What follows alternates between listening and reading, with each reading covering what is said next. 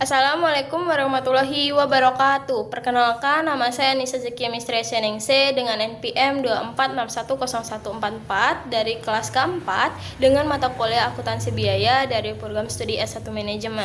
Pada kesempatan kali ini, saya akan mempresentasikan hasil analisis biaya dan kinerja keuangan dari PT Ultra Jaya Milk Industri dan Trading Company Tbk dari kode saham ULTJ untuk periode 2024 dan 2025.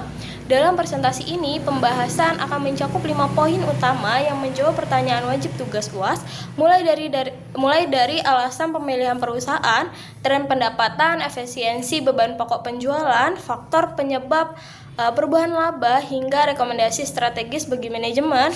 Mari kita mulai dari poin pertama pada slide profil dan sumber data. Perusahaan yang saya pilih adalah PT Ultra Jaya Milk Industri dan Trading Company Tbk yang bergerak di sektor makanan dan minuman. Produk utamanya adalah minuman olahan susu UHT, teh kotak, sari kacang hijau, dan susu kental manis. Pertama, alasan saya memilih ULTJ adalah karena perusahaan ini merupakan pelopor dan pemimpin pasar teknologi UHT serta kemasan karton aseptik di Indonesia. Hal ini membuat ULTJ sangat relevan untuk dianalisis efisiensi biaya produksinya di tengah fluktuasi harga bahan baku komoditas. Data yang saya gunakan laporan keuangan konsolidasian auditian PT Ultra Jaya Milk Industri dan Trading Company Tbk dan entitas anak untuk tahun yang berakhir pada tanggal 31 Januari 2025 serta laporan tahunan 2025. Nah, masuk ke perbandingan data keuangan.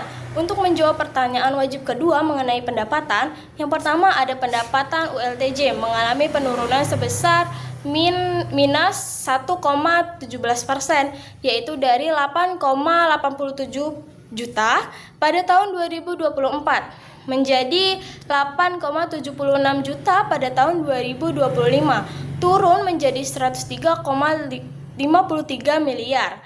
Yang kedua ada beban pokok penjualan mengalami kenaikan plus 0,75% menjadi 5,89 juta. Nah, selanjutnya ada laba kotor turun menjadi minus 4,88% menjadi 2,86 juta. Namun laba bersihnya justru mengalami kenaikan tajam sebesar plus 19,74%, yaitu dari 1,15 juta menjadi 1,37 juta, naik menjadi 227,13 miliar. Nah, selanjutnya ada dari perhitungan rasio keuangannya. Yang pertama ada presentasi beban pokok penjualan meningkat dari 65,99% di tahun 2024 menjadi 67,27% di tahun 2025. Nah, margin laba kotor mengalami penurunan dari 34,01% menjadi 32,73%. Guna menjawab pertanyaan ketiga tentang pengendalian BEPP, kenaikan presentasi BEPP ini menunjukkan bahwa pada tingkat biaya produksi langsung, beban pokok penjualan perusahaan kurang terkendali atau kurang efisiensi, yang berdampak pada tertekannya margin laba kotor perusahaan. Menjawab pertanyaan wajib keempat mengenai penyebab utama perubahan laba, terdapat dua faktor utama yang mempengaruhi. Faktor pertama, penekanan laba kotor. Terjadi kenaikan harga bahan baku utama seperti susu skim impor yang membuat BEP naik 0,75% atau membengkak sebesar 43,77 miliar. Dan yang kedua ada pendorong laba bersih. Perusahaan melakukan optimalisme anggaran promosi dan efisiensi biaya operasional atau OPEX secara signifikan. Penghematan beban usaha inilah yang menjadi penyebab utama mengapa laba bersih tetap mampu tumbuh tajam hingga plus 19,74% meski pendapatan dan laba kotornya turun.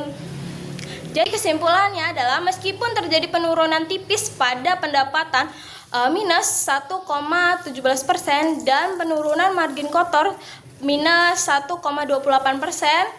posisi keuangan perusahaan sangat kuat didukung oleh likuiditas yang tinggi, struktur permodalan yang sehat, dan probabilitas akhir yang meningkat tajam pada plus 19,74%. Yang selanjutnya ada rekomendasi. Rekomendasinya ada dua. Yang pertama adalah menerapkan strategi hedging mata uang serta memperluas kemitraan pasokan susu segar lokal.